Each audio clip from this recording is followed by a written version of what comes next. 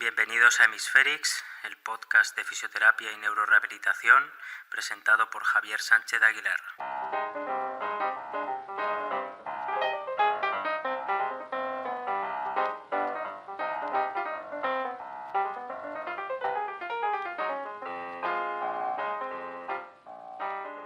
Estoy con Gonzalo Varas Díaz. Él es kinesiólogo por la Universidad Andrés Bello, en Chile. Es magíster en terapia manual ortopédica y en ciencias biológicas. Posteriormente hizo su doctorado en ciencias de la rehabilitación en la Universidad de Illinois, en Chicago, Estados Unidos. Es miembro y exdirector de la Asociación Chilena de Ciencias del Movimiento y miembro de la Asociación Latinoamericana de Rehabilitación Neurológica. Ha dedicado parte de su tiempo a la clínica, ¿no? Es kinesiólogo especializado en la neurorehabilitación, principalmente en personas con lesión medular y lesión encefálica. A nivel de investigación, que es un poco por lo que lo entrevistamos, se ha enfocado mucho en el control y aprendizaje motor en contextos de lesión nerviosa. También ha estudiado mucho el equilibrio en personas mayores y en personas con lesión del sistema nervioso, y quizás pues se ha enfocado también mucho, se ha subespecializado en una parte del equilibrio que es el equilibrio reactivo, ¿no? Y ya veremos un poco por qué. Actualmente es profesor asistente en la Escuela de Kinesiología de la Universidad Finisterrae en Chile, y también es investigador en el Laboratorio de Fisiología del Ejercicio y Metabolismo de la Facultad de Medicina de la misma universidad, de la Universidad Finisterrae. Así que, Gonzalo Varas, bienvenido. Para mí es un honor que estés aquí en el podcast, sobre todo porque me une mucho lazo emocional y académico con Chile, así que pues para mí es un honor tenerte hoy aquí. Hola Javier, el honor es mío.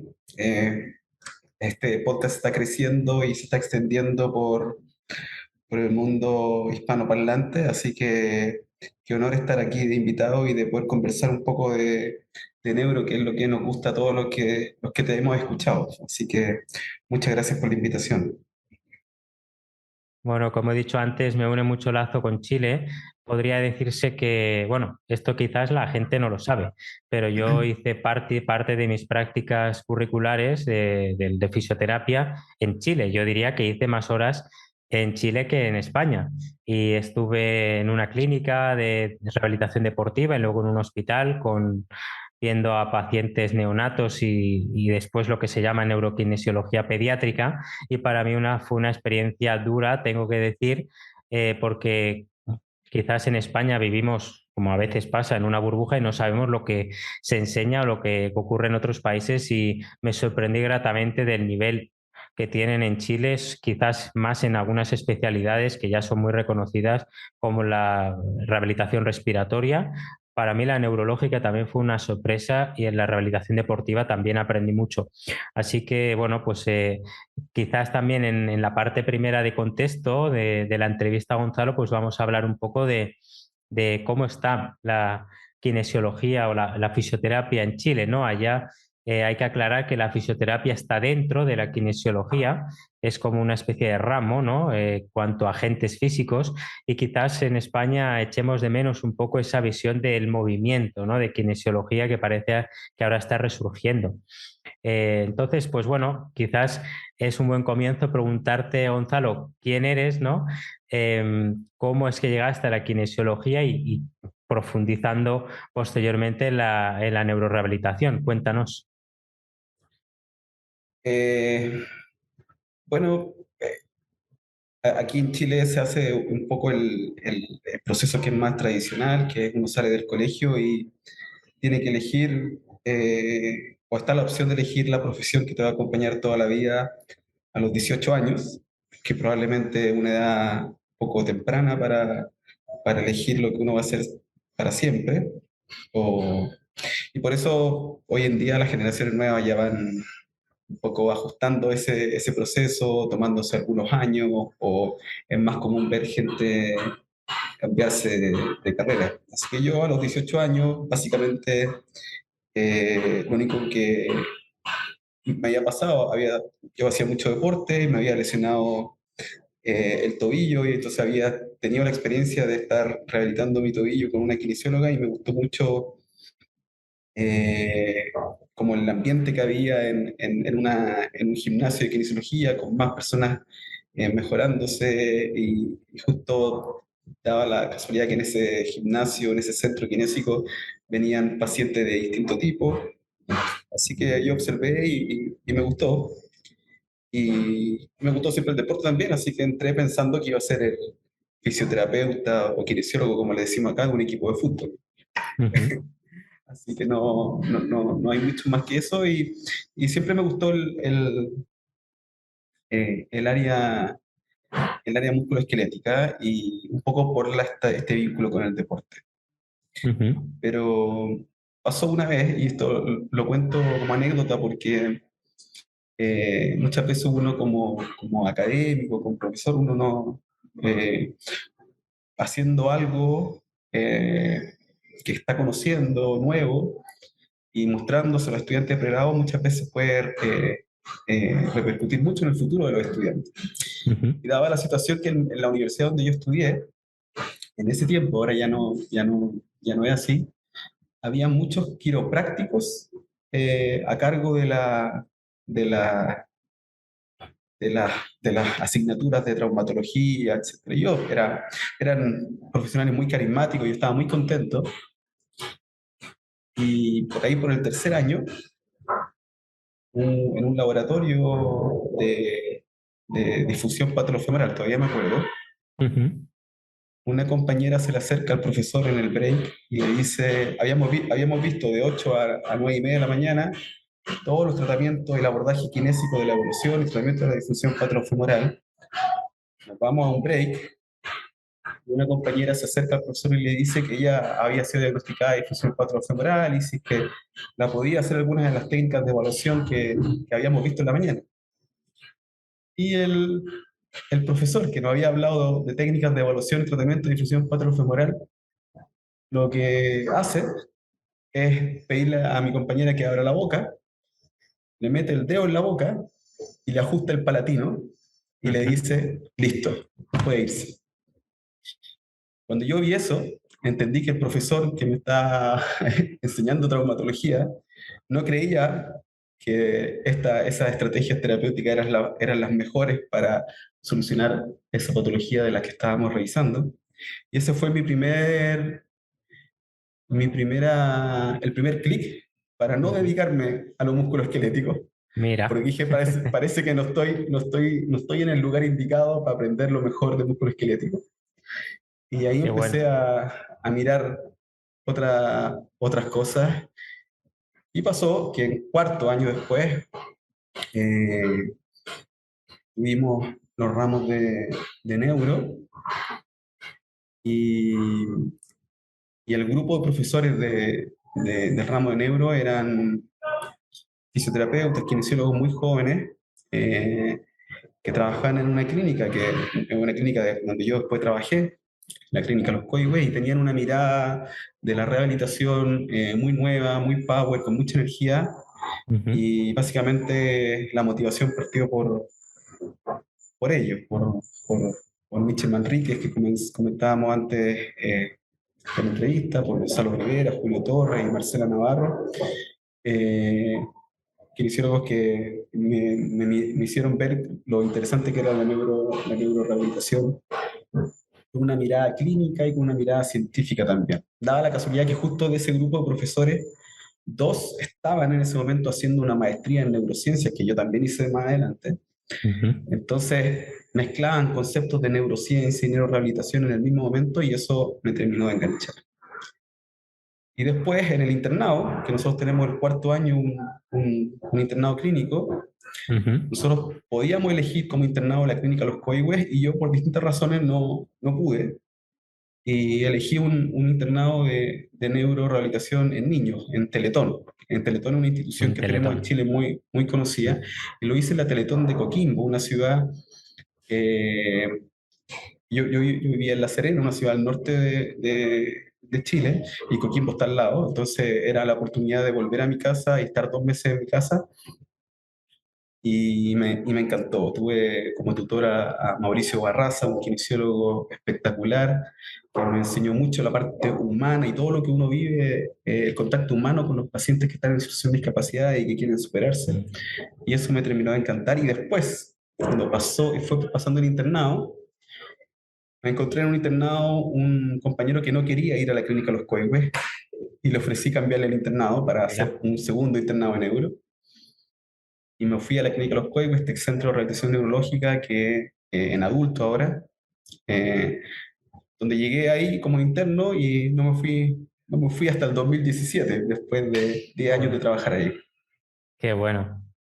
Muchas anécdotas y mucha experiencia, imagino, y ver crecer la neurorehabilitación. Y justamente eso te quería preguntar, ¿cómo era la neurorehabilitación cuando estabas estudiando y cómo la has visto evolucionar en el contexto de Chile? Quizás es mucho hablar del país entero, pero quizás puedas darnos algunas pinceladas de lo que se enseñaba, de lo que se enseña ahora, de lo que se hace en la práctica clínica. Cuéntanos un poco cómo has visto la neurorehabilitación durante este tiempo.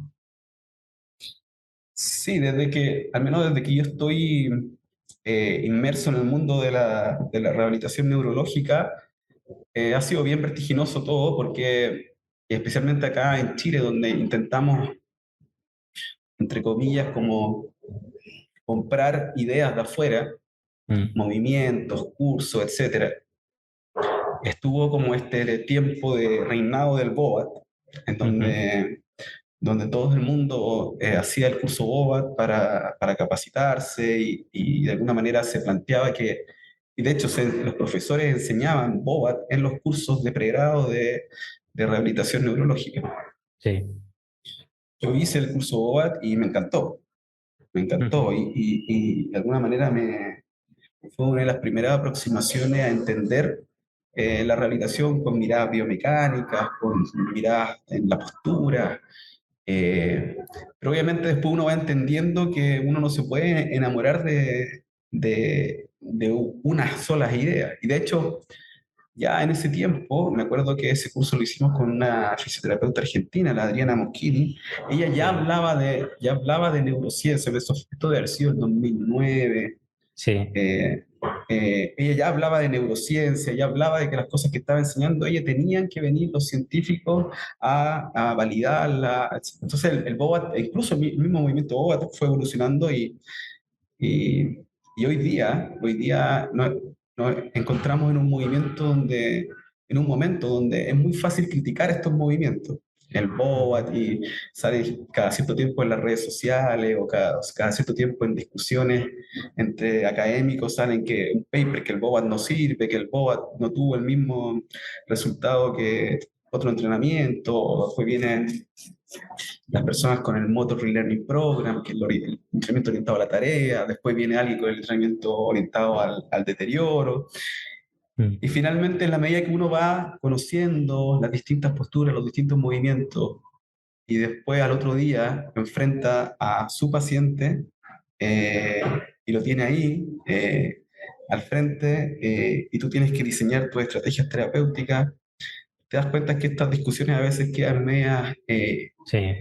inútiles y finalmente uno tiene que entrenarse en la forma de razonar lo más adecuadamente desde el punto de vista clínico, con el objetivo de tratar de ayudar lo más posible a tu paciente el que tienes al frente. Entonces, yo creo que el buen terapeuta es el que es capaz de eh, echar herramientas al saco, conocimiento al saco y después ser capaz de ponerlo a disposición de su paciente. Ujú. Dentro de quizás las posibles fases que puede haber habido en Chile o quizás en el Gran Santiago de la rehabilitación neurológica, ¿tú puedes vislumbrar alguna serie de personas que miraron un poquito más allá y quizás trataron de traer cursos de otra índole, ¿no? Para salirse un poco de la órbita BOBAT, que sí que yo conocía que era, bueno, como en España, ¿no? Que y como quizás en muchos países que es como el gol estándar, ¿no? De que para capacitarte tienes que saber boba, si no nada, ¿no? ¿Tú puedes ubicar algún punto de inflexión a partir del cual empieza a haber algún cambio, si es que tú notas que lo ha habido. Yo creo que sí. Eh, y no sé si podría ponerlo como en una persona, porque esto, o sea, lo hemos, yo creo que las generaciones más nuevas, estoy hablando de los últimos 20 años de fisioterapeuta acá en Chile, se ha ido dando cuenta de a poco que lo mejor es combinar la experiencia clínica con la evidencia que va saliendo y conocimiento científico que va surgiendo. En el fondo, y eso es un proceso lento. Esto es como un péndulo, a veces uno va se va al extremo de la experiencia clínica y el terapeuta que dice, oye, pero estos artículos que salen no tienen, dicen, miran un momento tratan de probar la hipótesis del investigador y eso es sesgado, etcétera, y se va solo a la experiencia clínica y después va al otro péndulo donde hay un profesor que probablemente nunca publicó nada, pero dice que hay que hacer intervenciones basadas en la evidencia. ¿Ah? Y si no haces intervenciones basadas en la evidencia, estás equivocado. Entonces ahí uno, especialmente en nuestra área, que la evidencia es limitada, uno no puede pedirle a los colegas, a los académicos y a los estudiantes que tomen la evidencia como la única forma de estrategia para ejercer el razonamiento clínico. Yo creo que de a poco no estamos en ese proceso, estamos en ese péndulo. De repente hay una moda por la medicina o por la rehabilitación basada en la evidencia y por las revisiones sistemáticas. Y los que hacemos investigación, sabemos que todos nuestros estudios tienen sesgos, sabemos que todos nuestros estudios son formas de aportar a la práctica clínica, a la ciencia, pero en ningún caso se tiene que tomar como un camino al que tienes que ir y creer ciegamente. Uno tiene que siempre mirar críticamente todo. Y lo otro que nos ha pasado acá en Chile es que hemos mirado a nuestros vecinos. Claro. Argentina, Colombia, han desarrollado o se han ido desarrollando, Brasil, se han ido desarrollando un poco a la par nuestra. Probablemente Brasil y Argentina a principios de los 2000 tuvieron un desarrollo más acelerado que el nuestro. Y a mí me pasó que el 2010 yo hice una pasantía en Fleni, en Argentina, y volví con una mirada muy diferente de la rehabilitación, especialmente en la rehabilitación de personas con lesión medular. Toda esta orientación biomecánica, no solo de la postura ni de los movimientos de la persona, sino de la silla de ruedas. ¿Ah? También fue un clic importante y que no digo que nosotros fuimos los impulsores de este movimiento, como que se dio que en la clínica de rehabilitación neurológica donde estábamos nosotros empezamos a pedir sillas activas a las personas con lesión medular o a las personas que tenían una condición más activa para poder moverse en silla. Y eso ha ido quedando también acá en Chile y hoy en día muchas personas con lesión medular postulan a sillas activas que finalmente le cambian la vida a esas personas. O sea, entrar a una ciudad con una silla que pesa 20 kilos versus una silla que pesa 10 es completamente diferente.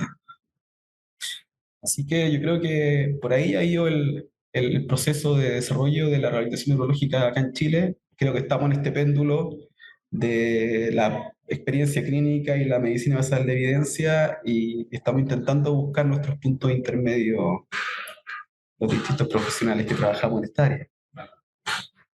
Sí, yo también creo que ese péndulo se da y como en muchas otras áreas, ¿no? Incluso sociales. Entonces tenemos que saber monitorizar bien ese péndulo para que no nos pegue un bolazo, ¿no? Y de repente nos barra un poco todo el paradigma que quizás pues no sea necesario, ¿no? Sino que vamos aprendiendo de todo. Y bueno, aquí en España hay un movimiento muy crítico en general con el concepto BOBAT, en parte ganado, ¿no? Porque también quieren abarcar demasiado, pero no hace justicia a la idea primordial que tuvieron los BOBAT de creer que la recuperación de los pacientes neurológicos era posible.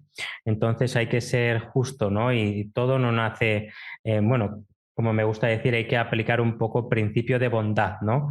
Y que quizás mucha gente o la mayoría trata de hacer las cosas lo mejor que puede, ¿no? Lo que pasa es que los procesos de aprendizaje y de afrontamiento no se dan de la noche a la mañana, ¿no? Entonces, pues por eso se habla de paradigmas y de tener una mirada más amplia. Y No, yo creo que justamente, lo que tú dices es sí. completamente cierto. En el fondo, uno tiene que mirar todos estos movimientos con la intención de que las personas que lo crearon y que lo estudiaron y que desarrollaron las bases estaban intentando solucionar problemas de movimiento, de reeducación del movimiento, del control del movimiento. Y ese esfuerzo es súper valorable porque más allá que después tú hagas estudios científicos con metodologías particulares y no logres probar que hay una mejora usando una u otro modelo, eh, el aporte que hicieron ellos al tratar de hacer el análisis y tratar de ir un poco más adelante, pensando y analizando cómo la biomecánica puede impactar en la generación del movimiento, en la reeducación del movimiento, en el razonamiento clínico, finalmente es un aporte increíble. Eh, Ujú. Así que yo creo que, como bien dices tú, y me gustó un poco la frase del principio de bondad, yo creo que efectivamente uno tiene que mirar todos estos aportes como parte de la historia y que son los escalones que nos permitieron estar donde estamos ahora. A hombros de gigantes, ¿no? Como dice la famosa frase, sí. Muy bien. Pues bueno, ya he hecho un poco ese contexto, ya sabemos un poco quién es Gonzalo, dónde está ubicado, un poco su trayectoria brevemente. Vamos un poco al tema que a mí me gustaría tratar. Ya sabéis que estas entrevistas las hago también para aprender yo, que es un dos por uno, ¿no? Le doy la oportunidad a la persona de poder pues hablar de lo que ha investigado, que la gente lo conozca y yo también aprender y resolver dudas que tengo, porque como yo siempre digo, hace 3 horas estaba tratando pacientes, entonces yo necesito seguir aprendiendo, ¿no? Y el grueso de la entrevista que falta versa un poco sobre el equilibrio, que quizás es uno de los campos donde se ha desarrollado y se desarrolla Gonzalo, y esto viene enmarcado dentro de una tesis doctoral publicada en 2021, si no me equivoco, en Estados Unidos, en la Universidad de Illinois, en Chicago, que tiene como título más o menos efectos de las intervenciones, tarea específica orientadas al déficit y cognitivas en el equilibrio y control de la marcha. Básicamente lo que hace, ahora nos lo contará, pero lo que hace Gonzalo es desgranar el equilibrio no solamente bajo los pretextos reflejos, ¿no? Sino que intenta disociar de la cognición o la fatiga mental, el déficit neuromuscular, el rango de movimiento, las diferentes parcelas sensoriales del equilibrio, ¿no? Entonces lo intenta desgranar y hizo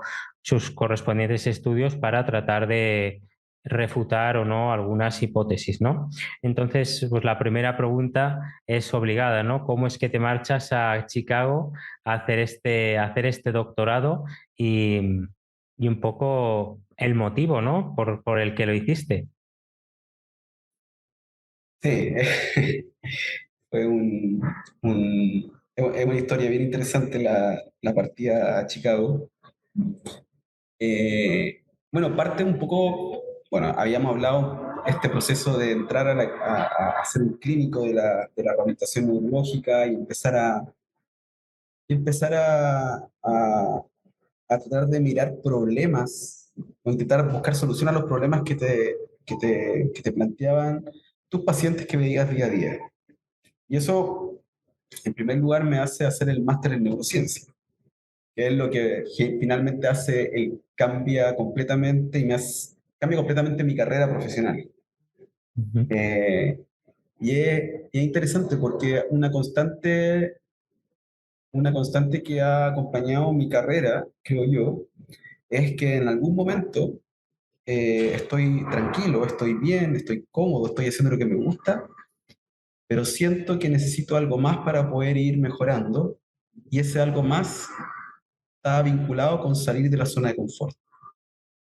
Entonces, una de las primeras salidas grandes de la zona de confort es decidir, después de estar trabajando 3 años, hacer un máster en neurociencia donde mis profesores, ninguno va a ser kinesiólogo, Mm.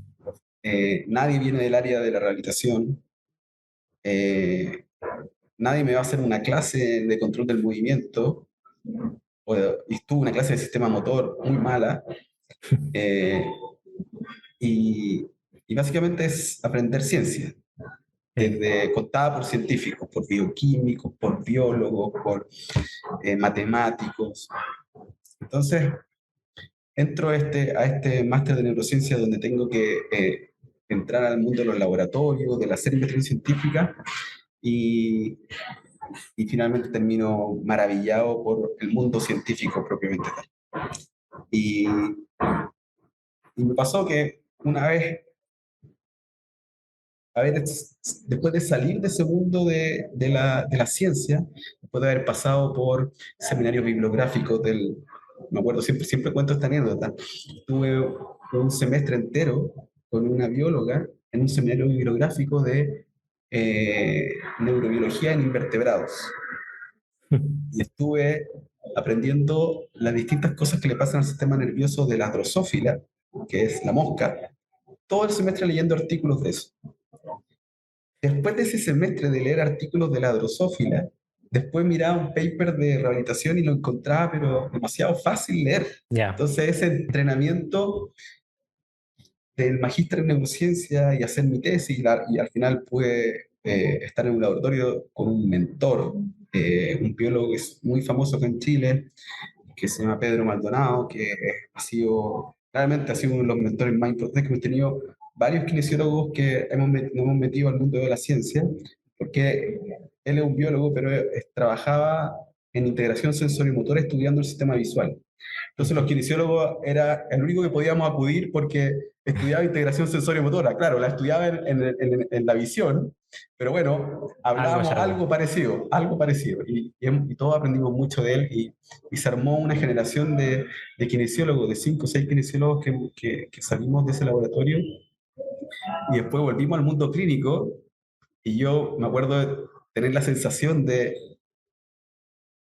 con este entrenamiento científico, mirar las problemáticas de mis pacientes o leer la literatura que había en rehabilitación y decía, en verdad, viví un proceso de entrenamiento muy grande y me permite hacer esto muy fácil. Haber salido a hacer una carrera en el mundo científico, cuando volví al mundo clínico me hacía ver las cosas distintas y sentía que esa herramienta me ayudaba a comunicarme mejor con mis colegas y a comunicarme mejor con mis pacientes y ayudar a comunicarme mejor incluso con los enfermeros, Sí. médicos, etc. Y además entrar al mundo académico un poco con más herramientas. Y pasó que después de eso empecé a combinar la clínica con lo académico, y lo académico me fue gustando cada vez más, pero llegó un momento, en 2017, que sentía que en lo académico ya no estaba logrando un poco lo que quería. Habías llegado al Era, tope. o sea, en ningún caso estar en el tope, pero en ningún caso estar en el tope, por supuesto que no, pero no tenía un espacio donde poder hacer investigación, donde poder... tenía un espacio de investigación en la clínica muy bien ganado y que empezó a tener buenos resultados, pero quería hacer investigación clínica con estos conocimientos científicos que había vivido acá en la Universidad de Chile en el máster de neurociencia, pero quería hacer investigación clínica aplicada y para eso entendí que necesitaba volver a entrenarme a hacer Claro. investigación clínica aplicada.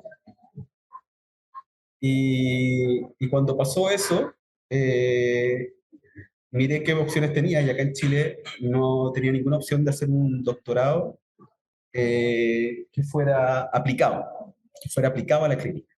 Y la única solución era Ya. pero ya con familia, con 2 niños, y eso ha complicado un poco la situación desde lo económico, desde la experiencia. Todo.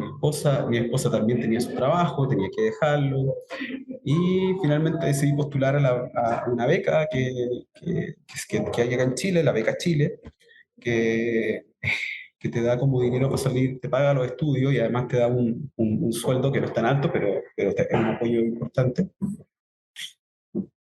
Y para sorpresa, no me lo esperaba, me la gané. Y cuando me la gané, tienes como un mes y medio para decidir, ok, nos vamos, nos vamos. Yo ya había estado aceptado en la Universidad de Illinois, también me habían aceptado en la Universidad de Boston, y bueno, decidimos irnos a Chicago, un poco a un laboratorio que yo sabía que era donde se estudiaba el balance. No tenía tanta información de cómo se estudiaba el balance, y además había trabajado mucho con personas con lesión medular Ujú. y quería darle una vuelta un poco a ese paradigma. Había ya publicado dos artículos con lesión medular, acá desde Chile, uno de mi tesis de máster en neurociencia, que es como medio cognitivo y sistema nervioso autónomo, un poco distinto a lo que seguía haciendo después. Sí. Y después escribimos un artículo de balance en personas con lesión medular después del entrenamiento del soporte parcial de peso, que en ese momento donde todos hicimos trabajo con el soporte parcial de peso. Y, y nos fuimos a Chicago a vivir una experiencia muy linda, familiar, y profesional también. Y con mucha nostalgia de dejar la clínica Los Coihues, donde trabajé desde que salí de la universidad, y básicamente fue el lugar donde surgieron todas mis preguntas, donde además aprendí de los mejores profesionales y compañeros de trabajo que pude haber tenido. Es una especie de semillero de neurorehabilitadores acá en Chile. Gente que trabaja ahí y después se va a otros lugares y forma equipos de rehabilitación neurológica con ese estilo. Eh, Así que es como mi segunda casa que ahora ya está bien distinta, ya no me ha tocado volver mucho desde que volví a Chile, pero sí, el cariño sigue por la clínica Los Coihues desde siempre. Y bueno, me fui a Chicago con las preguntas que surgieron allá desde la clínica a intentar responderla en Chicago en un laboratorio que hacía investigación clínica. Ujú. Veo que entonces el tema del equilibrio, del balance, ya lo tenías antes de entrar, ¿no? Al doctorado, ya era un tema que te interesaba. Sí, una de las cosas que me interesaba como clínico y como lo que me intentaba como desafiar a los pacientes era cómo hacer que mi terapia lleve al límite a los pacientes. Y ahí intentaba buscar distintas formas de que me permitieran optimizar el aprendizaje y la recuperación motora de mis pacientes. Y en ese tiempo me acuerdo y bueno, todavía había todo este tema de, de las teorías del control del movimiento, y nosotros en el máster de neurociencia había un par de kinesiólogos que estudiaban, hacían sus paradigmas experimentales en modelos internos, Mm. en esta predicción que el sistema nervioso hace de las consecuencias sensoriales de los actos motores. Y venía el problema de los grados de libertad. Entonces, yo todo ese conocimiento de los modelos de control del movimiento más actualizados, lo intentaba siempre llevar a la clínica. Y me acuerdo que les decía a los internos con los que convivía normalmente en ese tiempo, y que ellos se deben acordar, que yo les decía, bueno, ¿se acuerdan del problema de los grados de libertad, lo que hemos discutido? Entonces yo les decía, bueno, ¿cómo hacemos para devolverle el problema de los grados de libertad a nuestros pacientes? ¿Cómo hacemos para que ellos vuelvan a tener esta flexibilidad sensorio-motora que les permita ser funcionales? Porque nosotros, claro, en la teoría decíamos el problema de los grados de libertad, en Sí. verdad no es un problema, es la solución de la abundancia motora, etcétera. Y por eso nosotros no podemos ser funcionales si no tenemos el problema de los grados de libertad, pero veíamos a nuestros pacientes llenos de compensaciones. Eh, entonces yo siempre estuve ahí con un poco con esta sensación de buscar llevar al límite en la estrategia terapéutica a las personas que están en un proceso de rehabilitación. Y cuando llego a Chicago, Fue bien interesante porque en la primera entrevista yo había leído algunos artículos, pero no entendía muy bien lo que era este tema del balance reactivo. Leí algunos artículos, miré el paradigma y dije, bueno, pero algo debe ser un movimiento, debe ser como un poco lo que hace el test el mini best test, que Ujú. tiene un ítem de evaluación balance reactivo. Y claro, llego y me encuentro que hay un laboratorio gigante que Ya. induce caídas. Y yo decía, pero ¿cómo? Yo venía de la clínica donde tenía que, si quería entrenar marcha con un paciente, tenía que estar con un cinturón y estaba la persona ahí de calidad, que le llaman acá, diciendo que si el paciente se cae o se resbala, tiene que reportar el evento adverso, ir a donde el administrador y el previsionista de riesgo, y había un montón de trámites. Y llego a un Burocracia. lugar, y llego a un La lugar burocracia del donde, equilibrio. llego a un lugar donde la gente tiene que caerse para aprender. Y ese fue mi primer choque, pero ¿cómo? Y me acuerdo, la primera vez que vi a una persona con accidente vascular empezar a caminar sobre esta plataforma que inducía la caída, y yo vi llegar al paciente que tenía una marcha bien deteriorada. Yo decía, esta persona se va a matar en este paradigma, o sea, no lo podía creer. Y no podía creer lo que después lo que vi, que era una persona con un deterioro sensorio motor tan importante, era capaz de, experimentando la caída en este ambiente seguro de laboratorio, empezar a mejorar sus patrones reactivos. Y ahí, solo viéndolo, me pude dar cuenta de lo interesante que era este paradigma eh, y la historia que hay detrás, digamos, que es básicamente Claro. cómo disminuimos el riesgo de caída en las personas. Me muestran toda la evidencia que plantea que todo lo que yo hacía antes y que probablemente muchos hacemos, porque este tema del balance reactivo es algo que está recién empezando y que incluso los científicos, está recién empezando, estoy hablando de 10 12 años, y que incluso los laboratorios en Estados Unidos están intentando convencer a los clínicos en Estados Unidos de que los programas de balance reactivo tienen que ser parte de la recuperación y de los procesos de rehabilitación de personas con lesión del sistema nervioso. Eh, y claro, ellos plantean que el entrenamiento del balance en base al movimiento voluntario, como el pararse y sentarse, aumentar la velocidad de la marcha, subir y bajar escaleras, caminar por suelos irregulares, subir una cuneta, una vereda, la acera, no sé cómo le llaman La en cera, la España. cera. Eh, Todo eso sí, efectivamente, hace que las personas mejoren, sean más funcionales, caminen más rápido, pero igual se caen, Sí. igual se caen. Y de hecho, las personas con lesiones del sistema nervioso son las personas que más se caen, y las caídas son, está muy estudiado que las caídas son el segundo evento que más ocurre después de una lesión del sistema nervioso. Y que finalmente la única estrategia terapéutica que ha mostrado evidencia que disminuye el riesgo de caída en personas con lesiones del sistema nervioso es el entrenamiento basado en la perturbación, que es este paradigma del que estamos hablando, y el Tai Chi. No sé por qué el Tai Chi mejora el riesgo de caída, pero bueno, Ahí eso han está. dicho algunos artículos. Ujú. Muy bien. Claro, quizás cuando llegas también a Chicago te das cuenta de quién es tu tutora de tesis, ¿no? Que es Tan Vivat. ¿Qué nos puedes contar sobre ella? Sí, bueno, una relación amor-odio, como con todos los tutores de doctorado. Una trabajadora incansable. eh, Ella es de India, originalmente ella es de India, y, y llega a Estados Unidos a hacer su maestría, después su doctorado, y después, como una estudiante aventajada de este laboratorio, ella fue estudiante de doctorado del mismo laboratorio donde ella ahora es la jefa.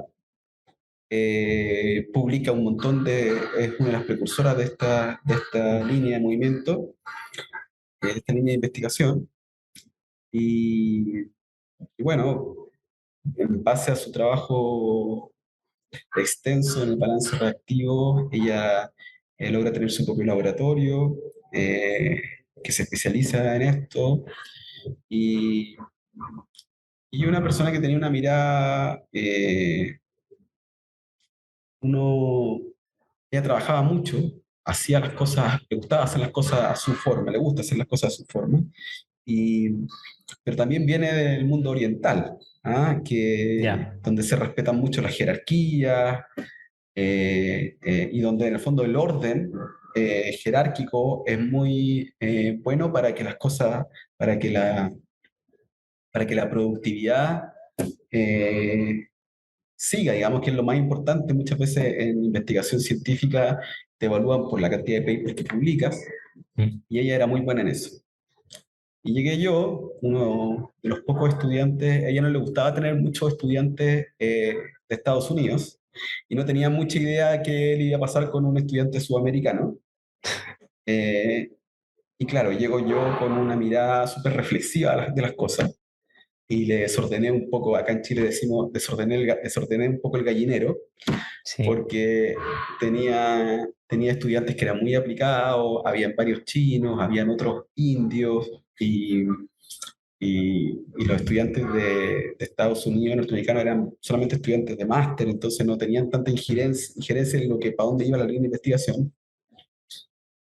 Entonces, eh, ella decide no ponerme a cargo nunca de uno de los proyectos grandes del laboratorio.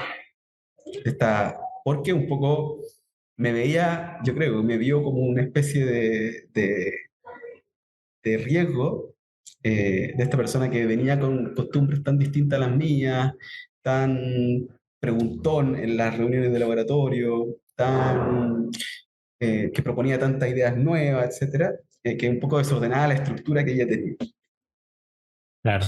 Y por eso te costó tanto leer el título de mi tesis, que tenía es como una especie Claro, de es un mezcla de muchas cosas. rompecabezas, sí.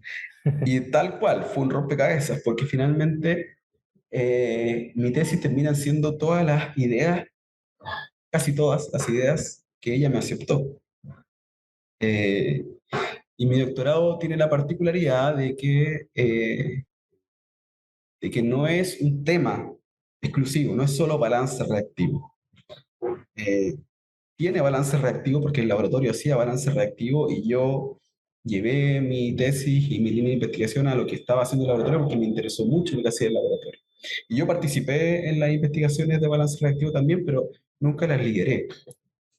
Entonces, básicamente lo que hice yo fue mezclar esto de la fatiga cognitiva, la electroestimulación y el balance reactivo, eh, la realidad virtual al principio, como estrategia de entrenamiento de la marcha y el balance.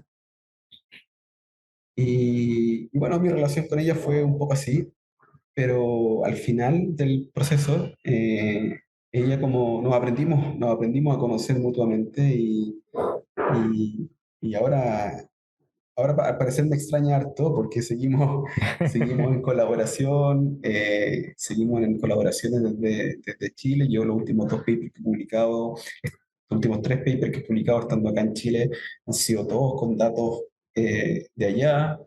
Ella postuló a una nueva grant o no sé cómo se le dice, una beca, Mm, y ella me incluyó en esta beca. Yo me acabo de ganar un fondo acá en Chile interno de la universidad con colaboración con ella, así que ella va a venir a Chile. qué bueno, Así que parece que esta relación amor-odio terminó siendo más de amor que de odio. terminó bien. Sí. Bueno, y no terminó, todavía sigue, No, sigue, exactamente. sí que sigue. Pero es un poco así, ¿ah? Es un poco así cuando uno hace un doctorado, es un camino bien complejo, requiere harta tolerancia a la frustración. Uno no necesariamente hace lo que siempre pensó, sino que tiene que guiarse con las líneas del laboratorio donde va. Y los procesos de aprendizaje son siempre complejos. Otra cosa que también influyó en que yo tengo 38 años ahora, empecé mi doctorado con 33, ¿ah? Y eso ya Ya, es distinto. es distinto, porque A normalmente una persona más joven. uno empieza doctorado más joven, entonces era un estudiante atípico, por decirlo de alguna manera. Y ahí yo también entiendo la mirada de ella. Claro, Tiene su proyecto y tiene las piezas bien estructuradas y cuando viene una pieza que es un poco desordenada, hay que saber manejarlo. totalmente. Sí, al final eso suele pasar a veces con personas que tienen esa jerarquía, ¿no? Que la jerarquía per se no es mala, pero hay que saber lidiar con ella, ¿no? Y yo creo que, bueno, al final pues se te ha dado bien y yo te felicito mucho por la tesis doctoral. Yo he disfrutado mucho leyéndola y he aprendido cosas y justamente me ha ayudado a salir un poco también de esas generalidades de equilibrio que parece que todos sabemos, ¿no? Y que parece que todos sabemos trabajar el equilibrio y valorarlo, pero realmente tiene más complejidad de la que pensamos, ¿no? Y por lo menos acá en España, pues se entiende bastante bien el tema de cómo influye el sistema sensorial o el vestibular o el somatosensorial, pero como que se queda en una pequeña parte, ¿no? Como que no se termina de profundizar y solo aquellos que se especializan en fisioterapia vestibular pues acaban sabiendo todo el andamiaje de núcleos vestibulares y los reflejos oculares que al final ocurren, el que sabe mucho de sensorial igual, ¿no? Entonces parece que todos nos quedamos en una capa superficial y la lectura de tu tesis me ha ayudado para indagar un poquito más en algunos conceptos y justamente te quería preguntar por eh, cuál fue el primer paso para ir más allá de esas generalidades de equilibrio que me imagino que tú también recibiste y fuiste aprendiendo, ¿no? ¿Qué fue lo primero que te abrió la mirada a la hora de aprender sobre el balance cuando estabas haciendo la tesis, quiero decir? Claro. Eh, bueno, uno, uno normalmente cuando está planteando una línea de investigación en balance y está en el laboratorio del balance reactivo, eh, la primera, la, la primera información o el primer dato que yo leo que me dice, bueno, acá podemos encontrar algo relacionado al tema del laboratorio, pero nuevo, es que leí un artículo donde planteaban que las caídas en el adulto mayor se daban normalmente en horas de la tarde Ajá. y que, que había un alto componente, ellos intentaban, hipotetizaban que la fatiga podía ser un, un factor que potenciaba las caídas. Y después empecé a leer sobre fatiga y un poco dije, ya, voy a intentar buscar un paradigma donde se fatiguen los músculos y qué pasa con el balance cuando los músculos están completamente fatigados, y cuando puedo hacer un paradigma experimental donde fatigar los músculos y entre esa búsqueda de la fatiga me encuentro con la fatiga cognitiva, con la fatiga mental. Y me encuentro con una revisión sistemática del impacto de la fatiga mental en la biomecánica de la locomoción. Y ahí, debo admitir que el camino fue bastante fácil porque una vez que leí esa revisión sistemática y después busqué literatura asociada al tema, lo último que había era esta revisión sistemática en donde terminaba el último párrafo, decía eh, lo, que se, lo que se espera ahora era evaluar y que haya más estudios que traten de entender cómo la fatiga mental afecta no solo la marcha, sino que algunos aspectos del balance y en personas con riesgo. Me acuerdo de esa era la última frase de la revisión sistemática y dije, y el paper había salido recién, y lo primero que se me viene a la cabeza es, obvio que estos autores están haciendo esto, ¿ah? Y si yo quiero hacer lo mismo, tengo que apurarme. Date prisa. Entonces, y justo en el laboratorio nosotros teníamos un Neurocom, que era como una especie de, Sí, lo conocen, ¿cierto? Es un evaluador del sí, balance donde, posturografía. exactamente. Y yo tenía experiencia he tenido experiencia con el sistema de medición de acelerómetro, con acelerómetro, especialmente con una variable que se le llama jerk, que es uno de los que postuló Feijórac como Ujú. un indicador de control postural, etcétera, y un predictor de la enfermedad de Parkinson incluso. Eh, ¿Qué Mi sería ese jerk, artículo Gonzalo, para que la gente lo sepa? es como, el jerk es como un indicador que se pone, uno pone un acelerómetro en el centro de masa, y si tú te paras, digamos, ese jerk es como es la suavidad con la que cambia la aceleración del centro de masa. Eso es como, Un smoothness, ¿no? Algo así. exactamente, es como qué tan suave cambian los cambios de aceleración del centro de masa a los movimientos mientras tú estás controlando una posición. Y mientras más alto ese valor, significa que esa suavidad de los cambios de aceleración son más altos y eso implica que hay un menor control del balance. Entonces, se me ocurre, y justo en el laboratorio habíamos comprado unos sistemas de acelerómetros que estaban recién ahí, entonces mi profesora, mi jefa, la doctora Tambivat, lo único que quería era usar los sensores en un paradigma. Yo vengo con esta idea completamente nueva y dice, bueno, hagámoslo. Y hice ese trabajo de fatiga mental en personas con stroke y fatiga y personas adultos mayores y resultó bastante bien.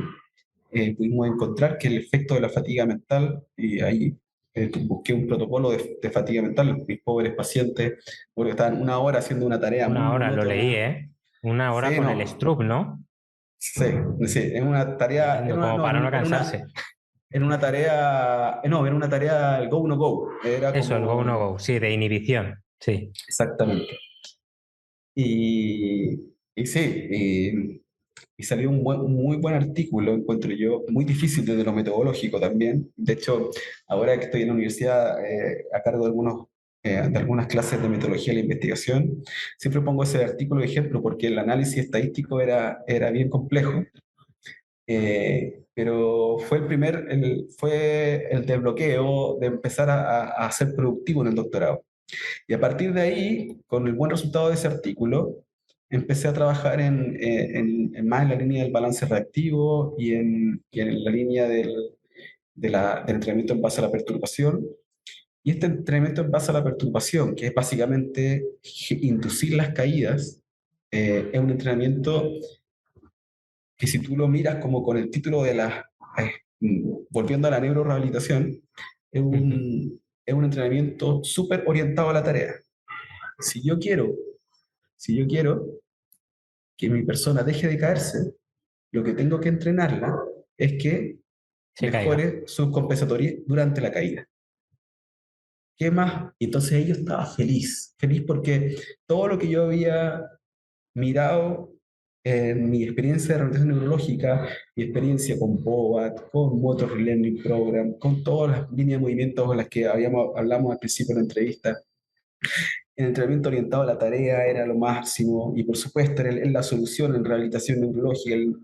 Entonces, feliz. Y además viene este protocolo que me encantaba por lo mismo, porque era súper orientado a la tarea. Entonces, para mí era muy significativo que las personas aprendieran y mejorar la calidad. Y después viene la electroestimulación, y Ujú. ahí tengo una colaboración con una empresa de electroestimulación que era chilena, porque ellos me habían prestado un electroestimulador que era muy fácil de manipular, entonces podía sincronizar la electroestimulación con la perturbación.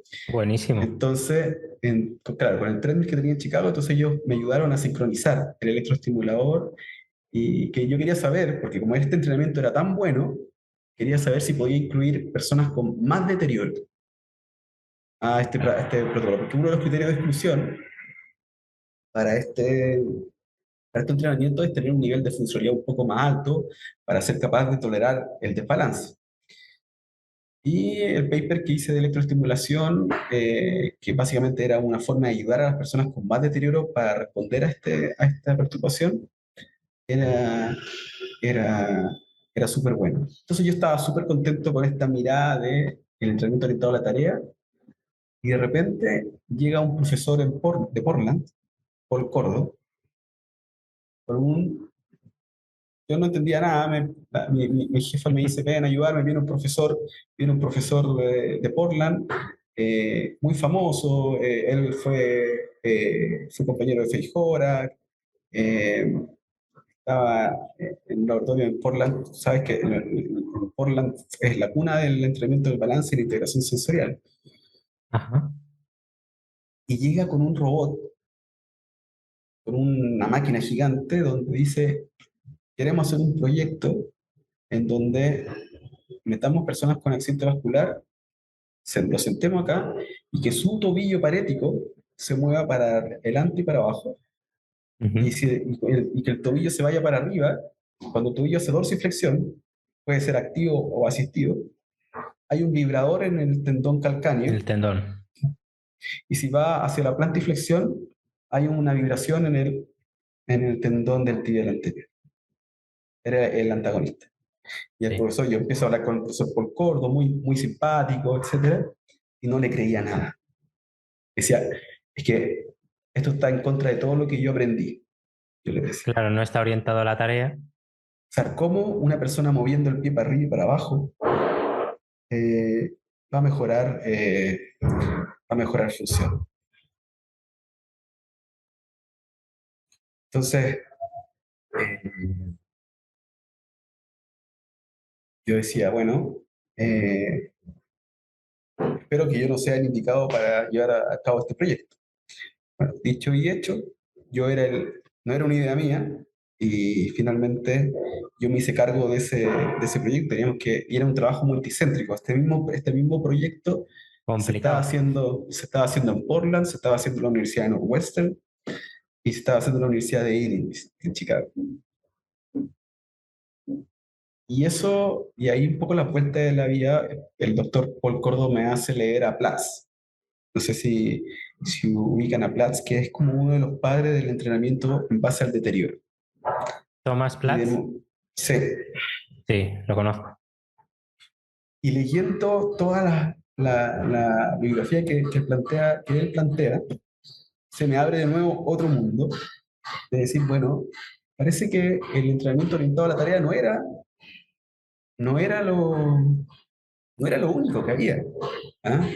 También el entrenamiento del deterioro, incluso en etapas crónicas, eh, puede mejorar un montón de cosas. Y después, haciendo ese trabajo que al principio me da mucho aburrimiento, además tenía que estar con el paciente para arriba y para abajo, Sí. mirar la Uf. electromiografía, etcétera. Eran 30 sesiones, cada sesión de media hora. Eh, pero me hizo entender un poco otra mirada y otro camino para llegar a las mejoras funcionales. Entonces, finalmente, llego al final de mi doctorado con lo cognitivo, impactando en el control del movimiento, Primera vía. la tarea, un paradigma súper orientado a la tarea, quiero mejorar, quiero disminuir el riesgo de caída, lo que hago es analizo la biomecánica de la caída y analizo la biomecánica de cómo es el proceso de aprendizaje durante el balance reactivo para que la persona deje de caerse. Ujú. Después los estudios dicen que después llamamos a los pacientes al año y las personas efectivamente habían dejado de caerse. Y tengo esta otra esfera donde le muevo el tobillo para arriba y para abajo con un vibrador para estimular el tendón antagonista. Y también logro observar mejoras funcionales de los pacientes. Y los resultados de ese estudio, yo saqué un reporte de caso hace muy poquito con 5 pacientes que medimos variables con los acelerómetros que te comentaba recién. Ujú. Pero el estudio multicéntrico, al final fue súper interesante porque era un estudio multicéntrico y nosotros aportamos con 8 pacientes.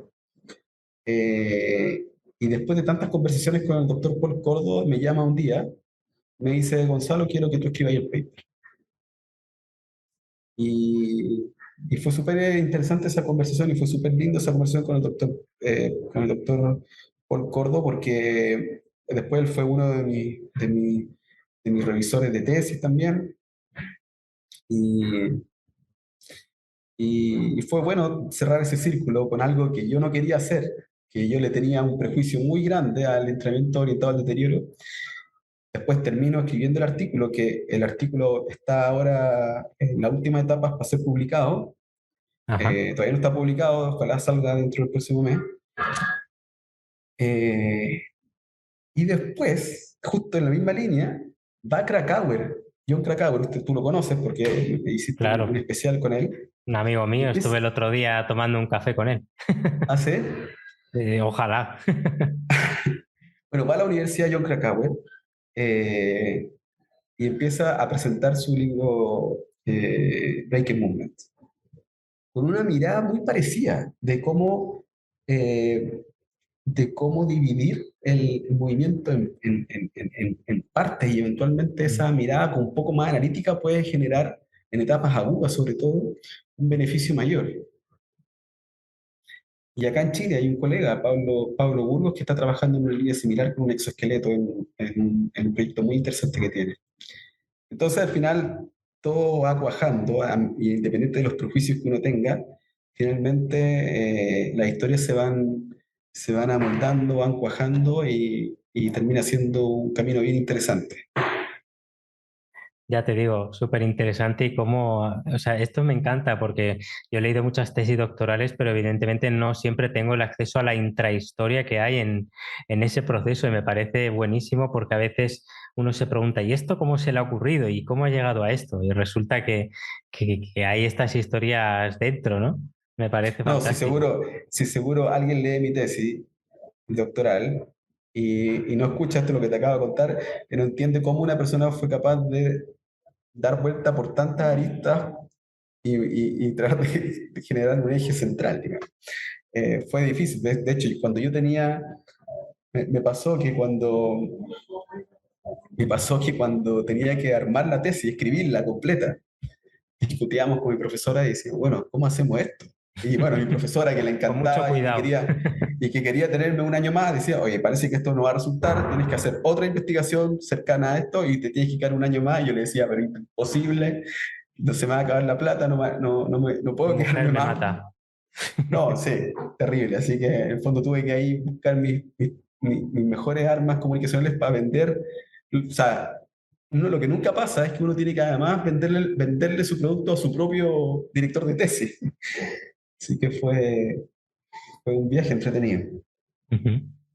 Me ha gustado mucho que hayas hecho este resumen porque quería volver un poquito a la clínica y claro, tú has hecho esta investigación después de trabajar y de ver un poquito cómo se trabaja el equilibrio. Entonces, quería preguntarte si después de todo este camino, si piensas que estamos valorando y tratando bien el equilibrio o realmente nos estamos dejando muchas aristas, muchos detalles que, que quizás pues no contemplamos. No, yo después de mi experiencia en el doctorado, yo creo que soy un convencido de que el balance reactivo y el entrenamiento basado en la perturbación postural debiese estar incluido en las estrategias terapéuticas clínicas en personas que quieren volver a la funcionalidad e independencia funcional. Eso de seguro, soy un convencido de eso. Y, pero también soy convencido de que la gente que hace investigación tiene que ser capaz de convencer con buenas herramientas a los clínicos de que hay que hacer esto. Y un Claro. poco en la etapa en la que estamos ahora es seguir buscando desde lo fisiológico qué le pasa al sistema una vez que termina o en su proceso en el proceso de aprendizaje de estas estrategias reactivas, qué le pasa al sistema nervioso. Y ahí uno de los proyectos en el espero mediano plazo, es intentar mirar el cerebro y ver qué le pasa a estos códigos predictivos cuando las personas van aprendiendo a reaccionar ante una caída. Lo hemos conversado con un par de colegas acá en Chile, incluso con la doctora Tan Vivat en Chicago, y claro, hasta ahora hemos mirado la electromiografía, hasta ahora hemos mirado las variables kinemáticas con las cámaras, hemos mirado la fuerza de reacción del suelo, todas variables biomecánicas. El paso que hay que dar Pero ahora, el más paso que hay que dar arriba. ahora es lo que le pasa al cerebro con estos códigos predictivos. Hay varios estudios de potencial evocado que se han hecho, bastante interesantes, pero el potencial evocado se puede gatillar no solo por la respuesta, o sea, hay muchos potenciales evocados que se gatillan por la incongruencia que hay en el ambiente. Y perder el balance es una incongruencia. Entonces quizás no es Sí. un indicador muy fidedigno de lo que pasa desde el punto de vista sensorio-motor. Creo que incluso puede ser más indicador de lo que le pasa cognitivamente a una persona cuando pierde el balance y cuando empieza a perderle el miedo a las perturbaciones, que es lo que le pasa a una persona cuando experimenta este protocolo. Que dicho sea de paso, los protocolos que nosotros probamos en Chicago eran de una sesión. Una sesión de 1 hora y media, donde la persona se exponía siempre los protocolos eran de 24 a 30 perturbaciones, era suficiente para que la persona estuviera capacitada para estar 1 año sin bajar y bajar Wow, el riesgo de caída. Es increíble. De hecho, por ahí por el 2012, 2013, antes de que este tema de las vacunas se hiciera famoso, el laboratorio publica un paper donde dice que encontramos la vacuna contra las caídas, pero falta el traslado a lo clínico. ¿Ah? ya, Y eso incluso en Estados Unidos. ¿Ah? El otro día por redes sociales tú me compartías ahí un entrenamiento de perturbación que hacían también en un centro clínico muy interesante. Y efectivamente faltan un poco más esas estrategias. Y claro, hay un tema de recursos. Por ejemplo, para hacer este entrenamiento se requiere mínimo un sistema de arnés, ¿no? claro. Eso es como el requisito mínimo, ¿no? Y claro, ahí uno empieza con el tema de los recursos, pero especialmente en lugares donde quizás no hay tantos recursos para invertir, puede ser un problema. Pero yo creo que ahí hay dos caminos a seguir. En el fondo, la ciencia tiene que convencer o seguir convenciendo a los clínicos de que el entrenamiento en base a la perturbación y el balance reactivo es fundamental para que, para que las personas logren función. Y por otro lado, los centros clínicos deben estar conscientes y tener esta mirada de llevar al límite a sus pacientes. Porque sin esa mirada es difícil. Justamente en mi práctica clínica hay una frase que a veces les digo a los pacientes cuando estamos entrenando el equilibrio, que evidentemente tienen sus miedos y que pues ese miedo es multifactorial, pero suelo decirles, no sé si acertadamente o no, por eso te lo voy a preguntar, que el equilibrio se trabaja en el límite. Y claro, cuando hablas de este entrenamiento en perturbación, lo veo un poquito más claro, pero no sé qué opinas de esta frase y si crees que se traslada a solo entrenamiento de perturbación en general, porque a veces parece que hay que poner al paciente en 70 plataformas de equilibrio, un pie en cada una, y quizás pues no es tan necesario, sino que la cosa va por otro lado, ¿no? Quizás va por el lado de mientras estás haciendo una tarea de equilibrio, hacer una tarea dual o otra actividad, ¿no? Que el equilibrio no se trabaja per se, sino que es haciendo algo. Entonces, ¿qué opinas de esa frase de que el equilibrio se trabaja en el límite?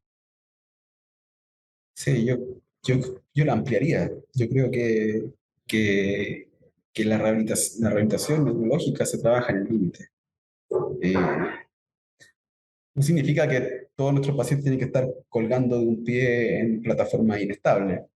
Los Claro, límites se van superando de a poco. Hay veces el límite para una persona puede ser estar sentado o estar de pie, mantenerse unos segundos, pero uno de ahí tiene que siempre tener la capacidad como terapeuta de convencer al paciente de ir al límite. Y eso no siempre se logra, y eso no no, siempre no, se logra. Y, y muchas, y muchas veces más difícil convencer a tu paciente de que él vaya al límite, que el mismo terapeuta se convenza cuáles son las terapias o las estrategias más complicadas o menos complicadas en el contexto. Entonces ahí el terapeuta tiene que tener las herramientas y dar la seguridad a la persona, eh, él o la terapeuta tienen que dar la seguridad al paciente de que está en buenas manos y de que en el fondo este entrenamiento es importante para su proceso de aprendizaje. Así que yo soy un convencido de que el aprendizaje sensorimotor es mucho más significativo cuando se lleva al límite, pero al mismo tiempo, cuando el paciente no está convencido de ir a ese límite, puede generar un retroceso importante. Y eso claro. es Ese es el importante miedo que tengo tenerlo.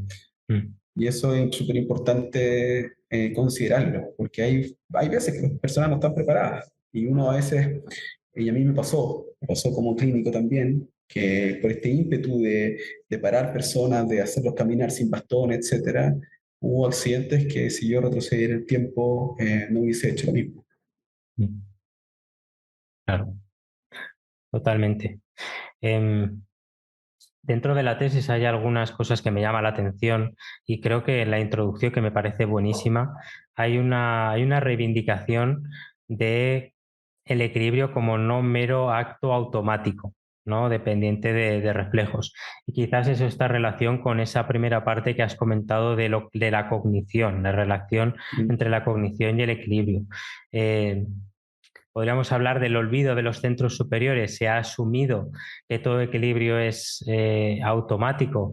¿Cuál es la influencia real de la cognición y equilibrio? ¿Por qué en esos pacientes que los fatigas con el go no go después tienen más riesgo de, de caída, ¿no? O tienen más pérdidas de equilibrio? ¿Cuál es esa influencia de los centros superiores sobre un hecho que es un acto que parece ser automático, que parecía automático? Sí, sí, efectivamente, muchas dentro de estos problemas que tiene el sistema nervioso para generar movimiento voluntario, uno de esos problemas es el retraso, ¿cierto? El retraso con el cual uno recibe la información para generar un movimiento voluntario.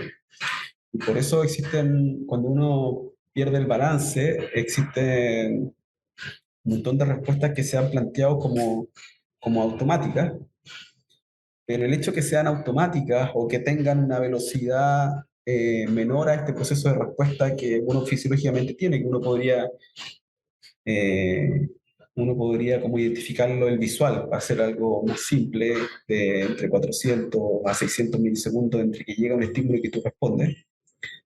Hay respuestas antes, como por ejemplo la activación de musculatura antigravitatoria, pero se ha descrito Los ya APAs, los famosos APAs. también, pero se ha descrito que no necesariamente esas respuestas son funcionales, ¿no? Porque por sí solas, esas respuestas por sí solas no mantienen la postura. Se necesita que llegue la actividad cortical o subcortical, como por ejemplo la estrategia del paso, o que te afirmes de una manilla. Por ejemplo, yo siempre pongo esta situación como para ejemplificar que hay un proceso de integración sensorial en el control del balance automático también. Si tú pierdes el balance y, y hay una manilla al lado, una baranda, eh, tu estrategia reactiva es afirmarte de la baranda. Sí. ¿Ah? Y si no estuviera esa baranda, la estrategia reactiva sería el paso. Cuando algo pasó a nivel cortical, que tu Hay una sistema predicción. respondió automáticamente integrando el contexto en el que estabas. ¿Ah? Y no es que cada vez que pierdas el balance te afirmas de una baranda, aunque haya una baranda o no la haya, ¿cierto? No es una respuesta automática, hay una respuesta, pero también se plantea que estas estrategias motoras están preestablecidas, están preguardadas en ciertas áreas que son de fácil acceso, por decirlo de alguna manera. Pero también es cierto que todavía no entendemos muy bien eh, el rol real del sistema nervioso o del cerebro en estas estrategias sensoriomotoras tan rápidas. ¿Ah? De partida porque es difícil estudiarla. Es difícil estudiar la actividad eléctrica del cerebro en movimiento, operacionalmente. Y bueno, por eso todavía todos estos paradigmas de la fatiga cognitiva o todos los entrenamientos con doble tarea o los paradigmas de doble tarea eh, son eh, tan importantes eh, a la hora de entender el rol del cerebro en estas estrategias automáticas del control del balance. Por supuesto que hay coordinación, coordinación motora, respuestas motoras automáticas derivadas de estrategias espinales. Hay reflejos que han estado bien descritos, que son básicamente medulares, por ejemplo, el reflejo de extensión cruzada, reflejos de retirada, etc. Pero claramente uno no explica la conducta motora solo en base a a esta mirada refleja, pero sí, por supuesto que participan. Es como una... Y por supuesto, toda esta información sensorial que viene desde los propios sectores, eh, que todavía estamos intentando entender, eh, controla el sistema nervioso desde lo articular, desde lo medular y hasta el cortical. Eso es, ya todo lo tenemos súper como integrado, ¿cierto? Me estoy acordando, Gonzalo, de un alumno que tuve una vez en práctica al que le presenté dos casos.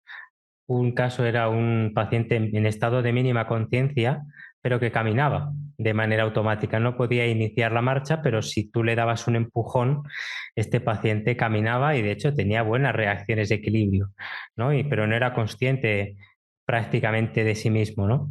Y luego tenía otro paciente al lado con ictus que le pegaba, está plenamente consciente, discurso inteligible, le pegas un empujón y se cae en bloque, ¿no?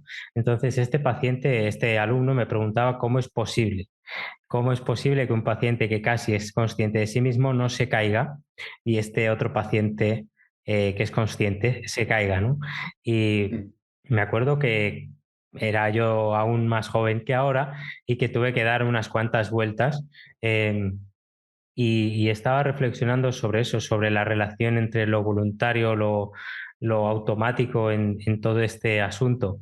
Es, ¿qué opinas de estos dos casos? O sea, ¿por qué un paciente en estado de mínima conciencia puede tener reacciones de paso y un paciente con ASB que es consciente se cae en bloque? Sí, difícil situaciones pones, no, así como una respuesta un poco elaborada, no sé si me atrevería a dar. Son extrañas las situaciones porque al final una persona que está con un deterioro cognitivo que le impide conectarse un poco con el medio, y que finalmente tenga esta actividad motora tan bien desarrollada desde el punto de vista de la marcha o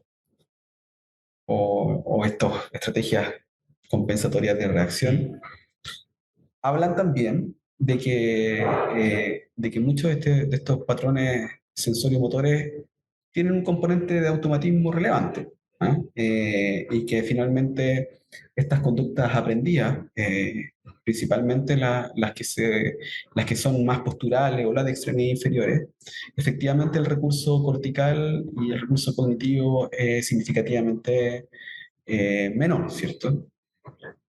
Y si no hay un deterioro en la estructura sensoriomotora, claro, eventualmente se puede dar ese caso. También pasa mucho con los pacientes que están frontalizados, por ejemplo, Sí. que tienen una alteración conductual terrible, que uno sabe que finalmente la parte cognitiva no está funcionando. Y yo he visto pacientes frontalizados corriendo, tratando de pegarle a su terapeuta. Sí. A mí me ha Eh, pasado. Sí, no, ¿a quién no le ha pasado, digamos? Es parte de las historias que uno cuenta arrancando de un paciente frontalizado, porque no le gustó algo que uno hizo.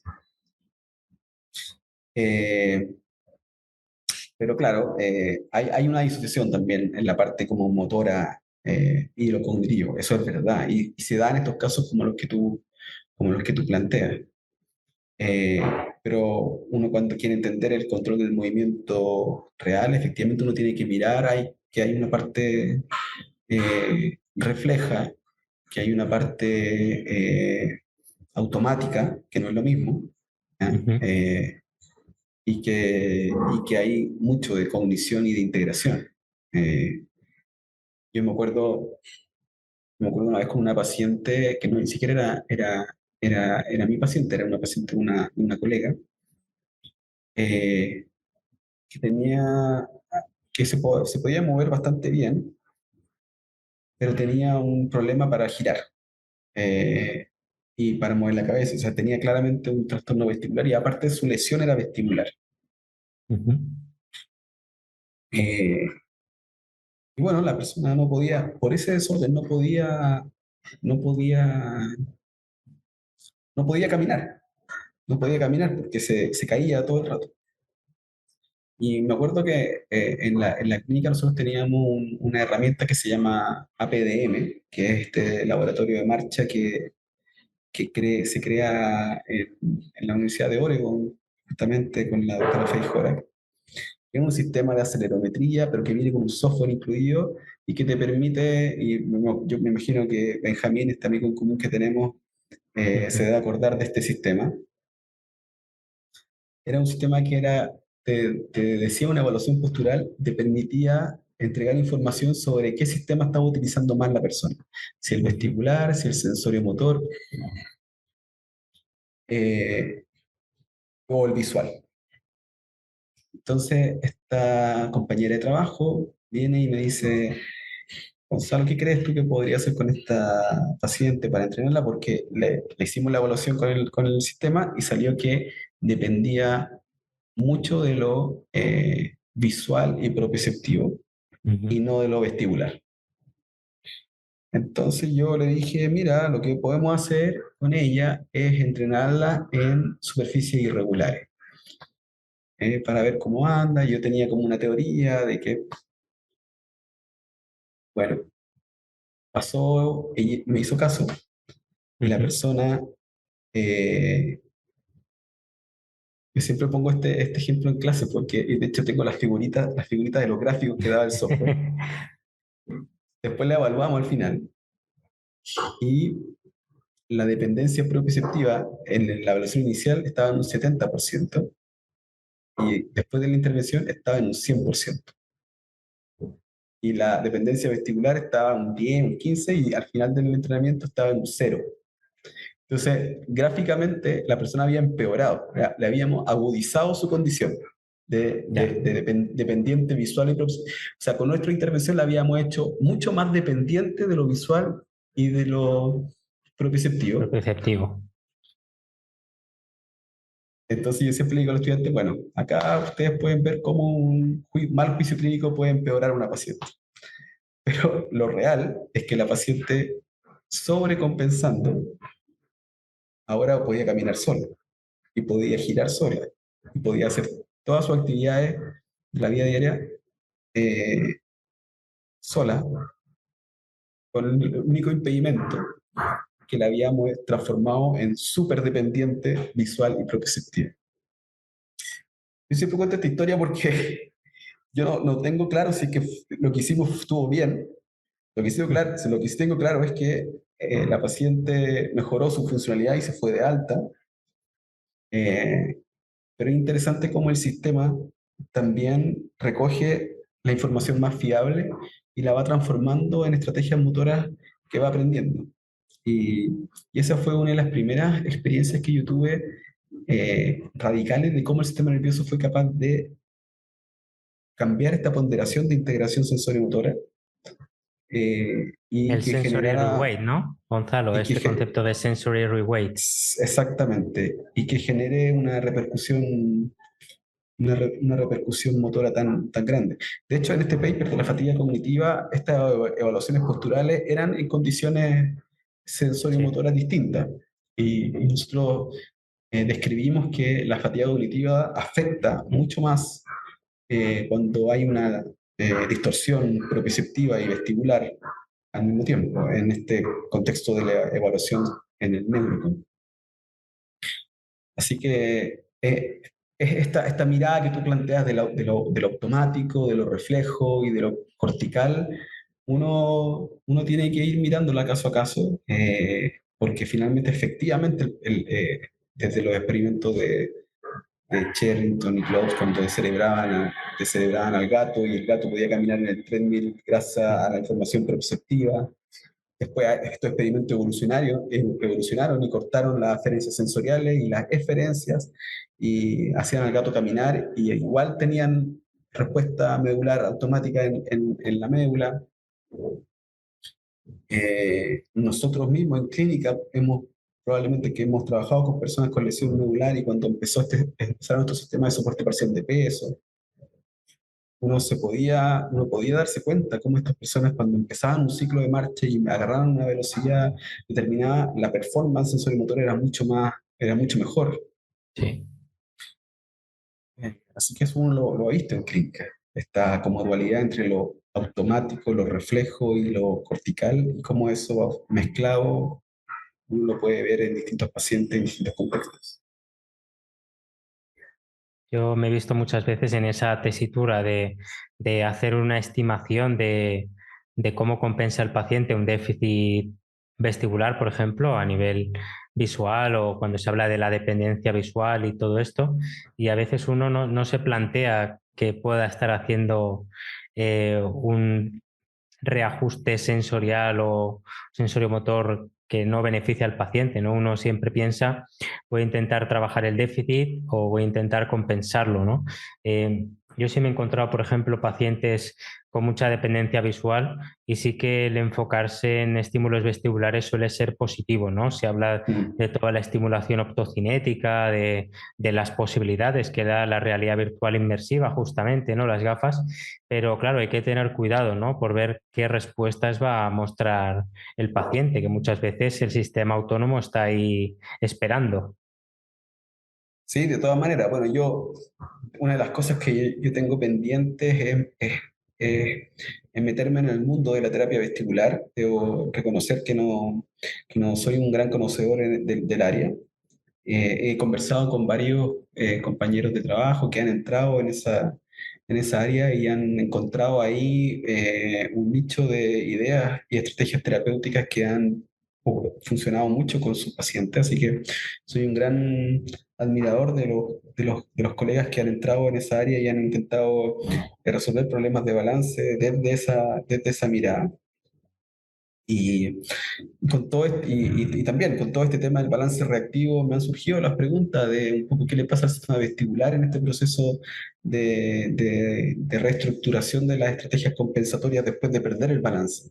Mm. Así que ahí es algo de lo que me gustaría explorar más adelante, sin ninguna duda.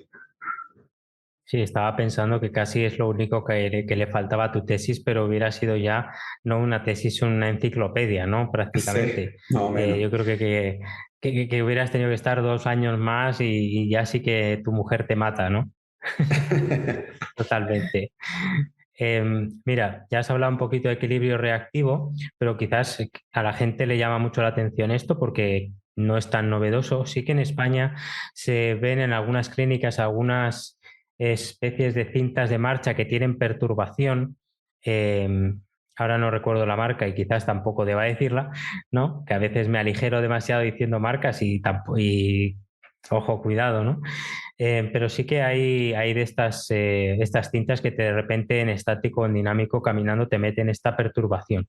Ya no sé la calidad de las mediciones o si tienen un protocolo tan estandarizado como teníais ahí. Pero justamente podrías contarnos un poco ya más técnicamente en qué consistía esa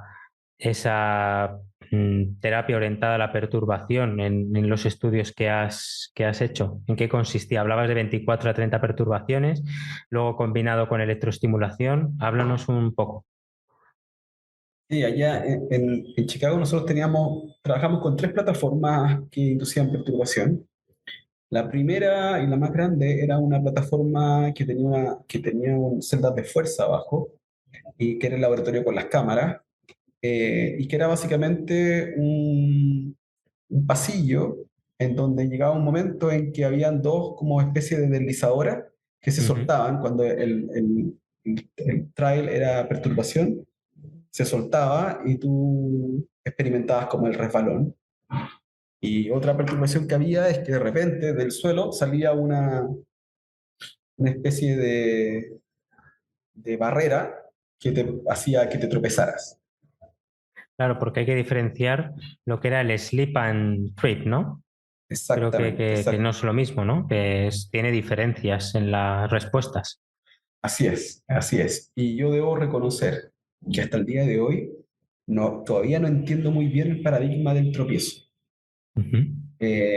Siento que el proceso de aprendizaje sensorio-motor en respuesta a estímulos donde tú te resbalas es mucho más interesante desde el punto de vista de la neurofisiología del sistema sensorio-motor que el tropiezo.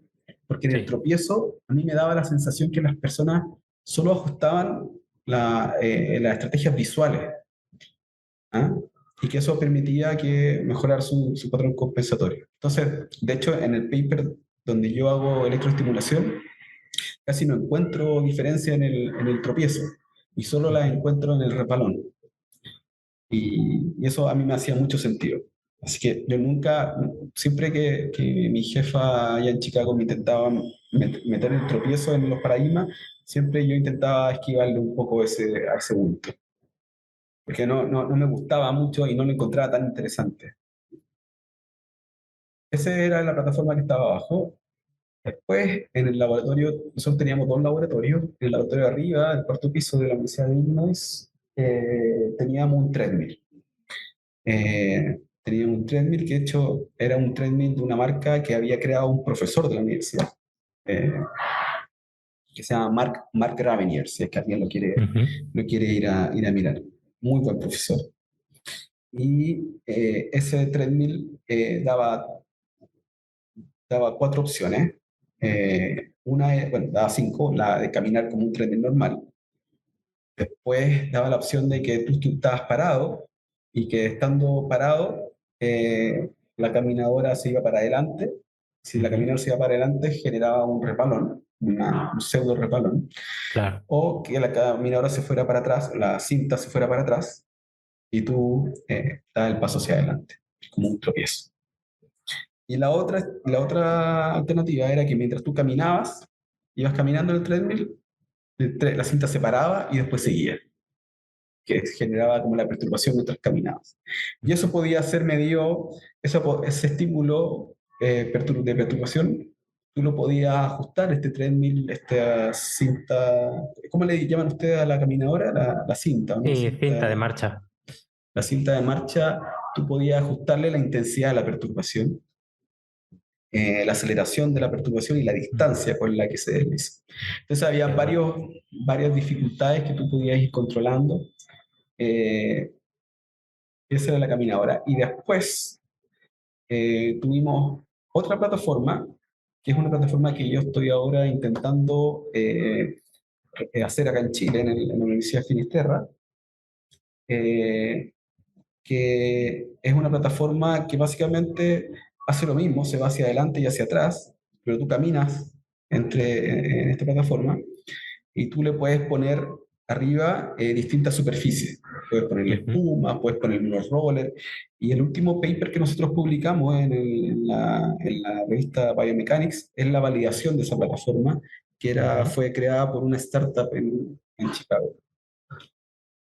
O sea, validamos el protocolo de perturbación, porque una de las cosas que yo estaba interesado, y ese es el cuarto tema de mi tesis, es la perturbación bajo distintas modalidades sensoriales. Y descubrimos, bueno, claramente la parte de los rollers, que era como una especie de... Queríamos simular la nieve. Una de las cosas, ¿por qué el entrenamiento en bases de perturbación es tan popular en Chicago? Es porque el invierno en Chicago es terrible, ¿ah? Y las calles de noviembre a marzo son hielo, ¿ah? Entonces, personas en situación de discapacidad o personas adultas mayores, hay un momento del año que tienen que caminar, para ir a comprar, tienen que caminar sobre hielo. Y eso genera un problema mayor en términos de caída. Y por eso hay tanta plata invertida En eso. en bajar el río caída en Chicago. Entonces, una de las condiciones que quisimos probar y quisimos entrenar era simular un poco el hielo, y por eso hicimos unos rollers y lo pusimos en la plataforma. Así que fue bastante interesante ese protocolo de perturbación que probamos, que finalmente se transformó en mi último tema de la tesis. Has comentado antes. Perdona.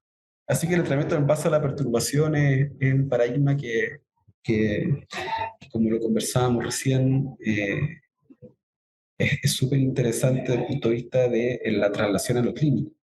Y ese es el desafío que hay ahora, trasladarlo a lo clínico,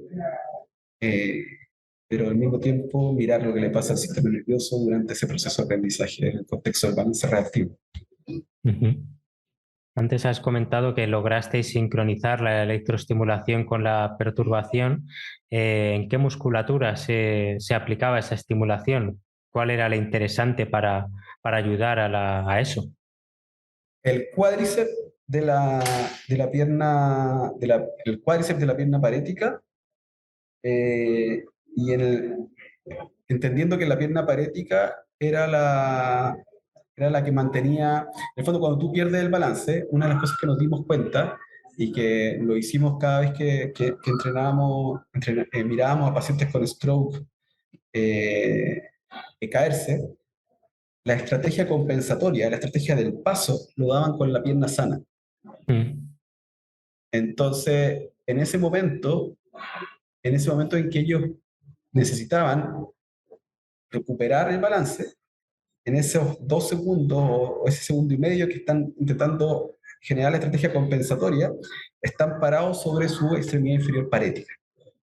Y por eso las personas con stroke se caen bastante, porque en ese proceso de querer recuperar el balance, colapsa, Claro. colapsa la pierna parética. Entonces lo que nosotros hicimos fue un poco por lo operativo, porque finalmente era difícil activar un poco una cadena, era difícil predecir una cadena, una cadena como neuromuscular después. Pero lo que sí Sí. sabíamos que pasaba era que había un aumento del torque extensor de la pierna parética que estaba apoyando el cuerpo durante el proceso de balance reactivo o durante los primeros 2 segundos de la estrategia compensatoria. Entonces, para nosotros fue súper importante sincronizar la perturbación con el electroestimulador que inducía la actividad del cuádriceps y que nos ayudaba a mantener el torque extensor. Eh, y eso un poco para probar que el cuádriceps, es un músculo importante en ese pequeño momento de la pérdida del balance, porque finalmente te permite mantener el torque extensor en la pierna parética, que es donde tú Ujú. estás apoyado. Qué bueno. Me llama la atención por eso, porque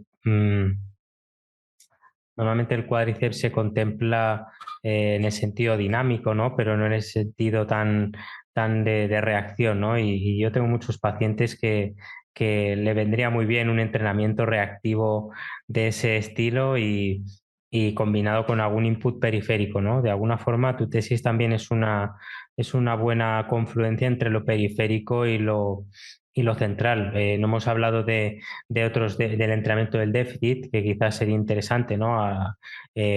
Porque en la tesis lo mencionas, que el rango de movimiento es importante, que pues al final que una articulación esté rígida, pues también va a influir en el equilibrio. Pero sí que me llama la atención lo que has hablado de la vibración en el entrenamiento robótico del tobillo, ¿no? Eh, ¿Cuál es el sentido de esa, que eso a ti también te llamó la atención, ¿no? ¿Cuál es el sentido final de entrenar ese movimiento, que eso sí lo entendemos, pero con esa vibración en el tendón antagonista? Claro, en el fondo lo, el mecanismo fisiológico que me explicaba Paul Cordo en ese momento era que la vibración generaba una activación de la, de la fibra aferente 1A y 1B que iba a activarse iba a la médula espinal y finalmente generaba un efecto potenciador del movimiento. Y eso es lo que buscaba él, que se potenciara aún más el movimiento activo-asistivo al que estaba siendo llevado por el robot. Y eso realizado con muchas repeticiones, por 30 sesiones, iba a generar que este tobillo que estaba rígido porque las personas eran usuarias de órtesis, etcétera, se flexibilizara. Y finalmente lo que observamos es que en las evaluaciones basales las personas ni siquiera podían caminar sin la órtesis. Y al final del entrenamiento, muchos de estos pacientes ya no necesitaron más la órtesis para hacer el test de marcha. Entonces, y yo honestamente, y como te lo comentaba al principio no creí que Claro. este entrenamiento tan puntual podía generar un cambio funcional tan evidente de hacerlos caminar sin la órtesis. Pero bueno, la vida te da sorpresas, la ciencia te da sorpresas y los profesores con más experiencia también tienen algo que decir. Totalmente. Y además hay harto ahí que mirar en el tema más como analítico del músculo, el OTG, por ejemplo, el órgano tendinoso de Golgi, que a nosotros nos enseñan desde... En la universidad todos nos enseñan que el uso neuromuscular y el órgano tendinoso de Golgi están ahí para proteger nuestros músculos, ¿cierto? Sí, Y nunca nos enseñan que lo que menos hacen es proteger el músculo, o sea, lo hacen pero a través de su función propioceptora. claro. Y, y me acuerdo que con unos profesores, con Julio Torres, con Gonzalo Rivera, aprendí hace mucho tiempo atrás, me mostraron un dibujito ahí en el libro, en el Candle, que está ahí desde los Un 90, clásico. y está desde los 90 ese dibujito ahí, donde, donde hay una, no sé si tú lo has visto, y creo que está en las versiones antiguas, no en la nueva, hay un gastrocnemio, un músculo gastrocnemio, y se plantea que en condiciones normales o en condiciones experimentales, si tú pones en tensión el gastrocnemio, el OTG responde a la tensión del músculo inhibiéndolo, que es lo que nos enseñaron siempre. Ujú. Pero si ese mismo músculo está siendo utilizado por una persona para subir un cerro, ¿ah? Y está activando y llevando a máxima tensión el gastrocnemio en un contexto donde está subiendo un cerro, la actividad del OTG es exactamente opuesta a lo que nos han enseñado por décadas en fisiología. Y el OTG lo que hace es activar más el gastrocnemio. Claro. Entonces, es súper interesante cómo y esto está de los 90 ahí en el Candle, si uno lo puede ir a mirar, y es súper interesante cómo un receptor que nos han dicho siempre que responde a la tensión, que relaja el músculo, bueno, si es que la tarea cambia, hace lo opuesto. Entonces hay muchas Claro. cosas que pasan a nivel muscular, a nivel reflejo, a nivel proceptivo, a nivel analítico, eh, que, es muy interesante ir a mirar. Y te digo más, no es lo mismo el Cerro Manquehue que el San Cristóbal, Claro, claro, ¿no? ¿no? Y La otro, tarea acá, cambia. Entonces el órgano exacto. tendinoso cambia también su actividad. Y bueno, de acá de montaña sí sabemos. Por eso lo digo. Bellos recuerdos de los cerros de allá. O el cerro, Pues, o el cerro grande que está en La claro. Serena, en La Serena. A mí me gustaba mucho Aguas de Ramón. No sé si lo ubicas. Sí. Que bueno, no llega a ser un cerro, pero me gusta mucho esa parte. Pero bueno, nos podemos poner a llorar si yo me pongo a recordar mis rutillas ahí por Chile. Eh, Gonzalo ya tiene que marcharse. Para mí ha sido un placer poder entrevistarte, hablar contigo. Yo creo que los oyentes han aprendido mucho.